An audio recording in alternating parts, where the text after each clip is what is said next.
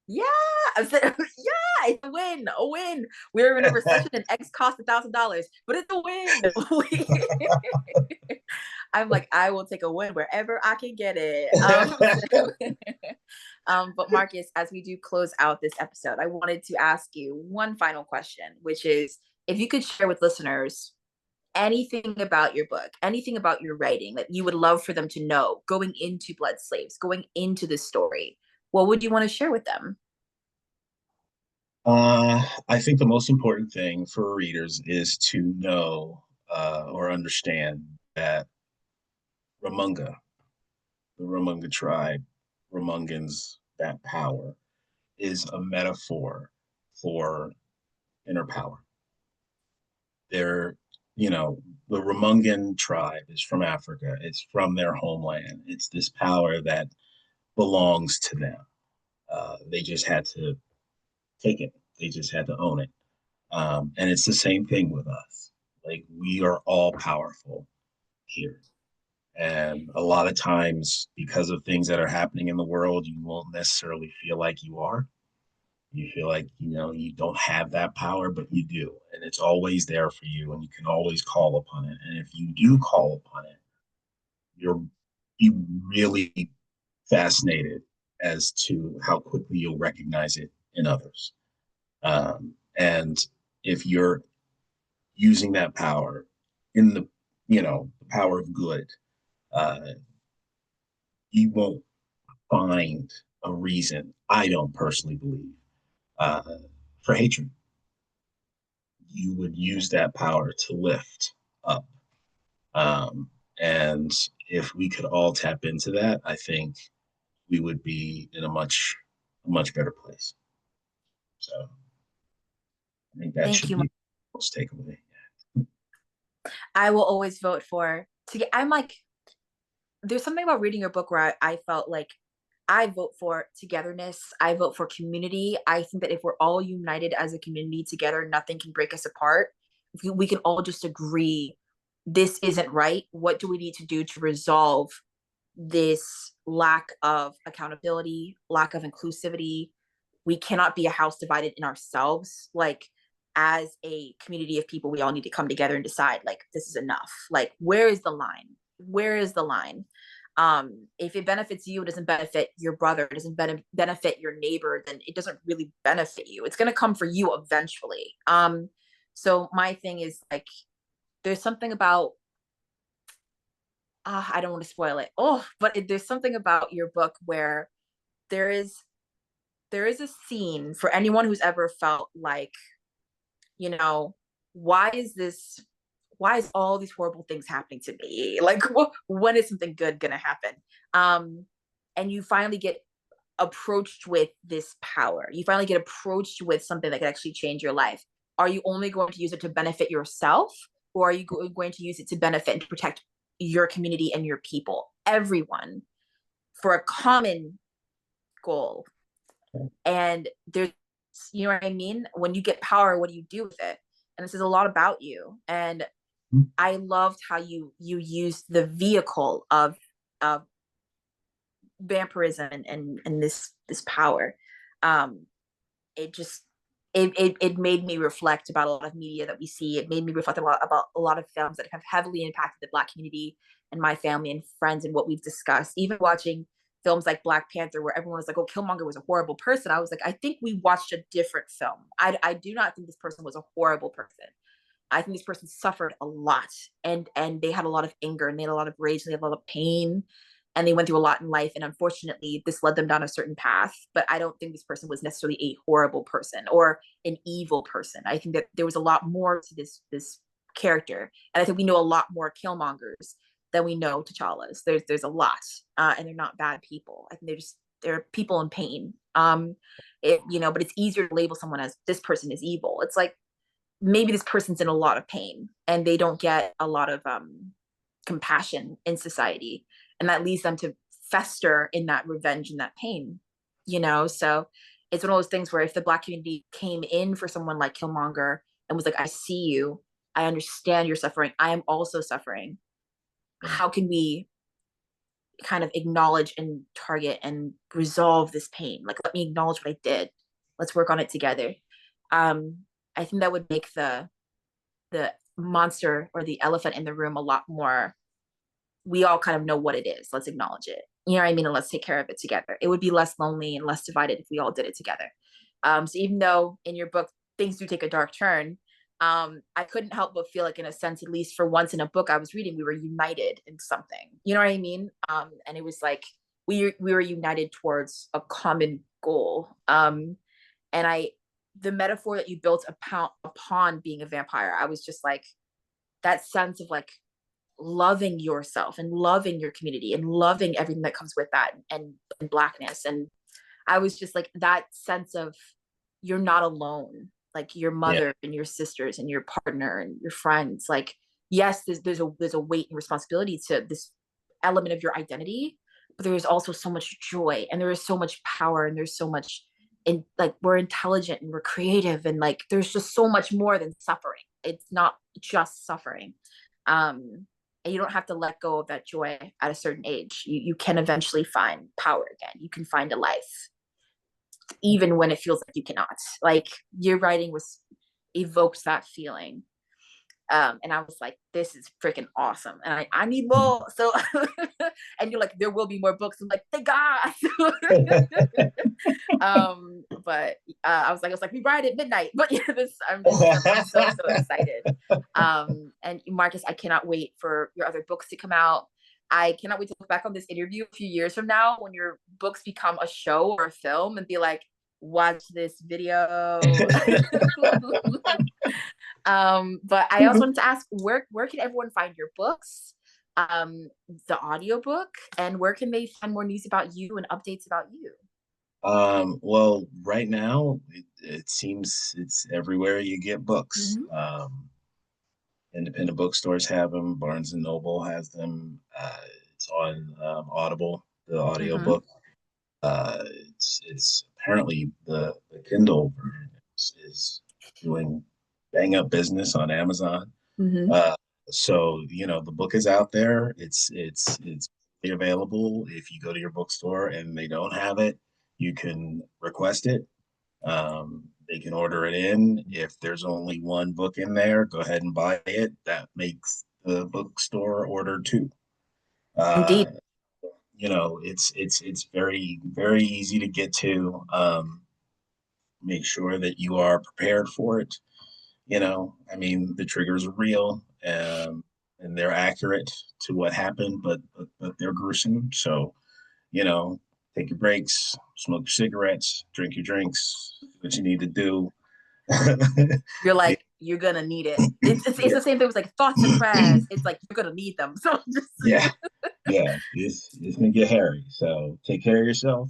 And I do say, listen, if it's not something that you can handle, if it's not your thing, don't do it to yourself, because we are not holding back. Um, so hopefully the next two books you'll like just as much as this one. I know I will. And we'll Listeners, you will as well. I'm sitting here. Dive in. The water's great. I'm telling you, like, this book, for anyone who's like, yes, there are very intense scenes, and please put your mental health first. But like, I can't describe it, but I was like, I just saw Sinners. I think about Django Unchained all the time. I'm sitting here and I'm like, I need revenge. I'm serious. So I just reading your book, I was like, this is everything I needed and more. I have a very specific Christmas list of books. I was like, I need this special edition now. So I would elbow drop anyone who's like, I have a copy. I would WWE for that special edition. But yeah, who's that 5'4" girl flying through the air? It's me. So I'm just but I cannot wait to have a beautiful edition so I can show people, ooh, my copy. And I will definitely be at the theater when the movie comes out. And I'll be like, yeah, I know, Marcus, let me in. So I will be there. But thank you so much for coming to this interview. Your book was amazing. please, everyone, read Blood Slaves if you have the mental space, of course. But it was one of the best books of the year, and honestly, I can't recommend it enough. It's worth it. It's awesome. And thank you, Marcus, again for everything. It was such a pleasure having you on the podcast. Thank you for having me. This was a blast. I really appreciate it. Yeah. Everyone, please follow Marcus on Instagram, as well as I'm sure Marcus has a website where we can find all the information. I'll have that all linked in the show notes below. Yes. And I'll also have your book linked in the show notes below as well. I am excited to. I actually read the book on Kindle, and I am hoping to get a physical copy very soon. But I think I'm gonna listen. I'm gonna listen to it as an audiobook. So I actually only read it on my Kindle. So I was like, I'll listen to an audiobook. Why not? So let's go for a third round. So I'm super excited. But please, everyone, like this on YouTube if you can. Subscribe and follow on Spotify, because I'm very excited for spooky season. I want to have more authors. I want to have more books that evoke emotions the way yours did. Um, I'm just so happy to have spoken to you. You're awesome. Let's all go support Marcus ASAP. So have a great day, everyone, and thank you for listening.